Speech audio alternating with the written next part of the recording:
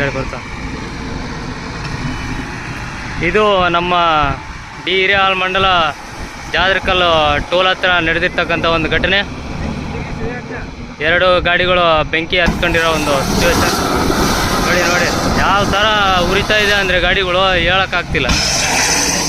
ನೋಡಿ ನೋಡಿ ನೋಡಿ ನೋಡಿ ನೋಡಿ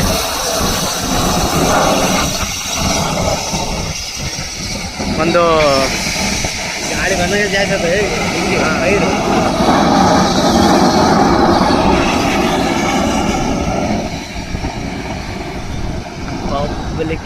ಇದು ಜಾದರಕಲ್ ಟೋಲು ನೋಡ್ಬೋದು ನೀವೆಲ್ಲ. 150 ಮೀಟರ್ಸ್ ಡಿಸ್ಟೆನ್ಸ್. ಹಾಂ, ಇದು ಪಂಚಾಯತ್ ಶಾಪ್ ಎದುರುಗಡೆ ಆಗಿರ್ತಕ್ಕಂಥ ಒಂದು ಘಟನೆ.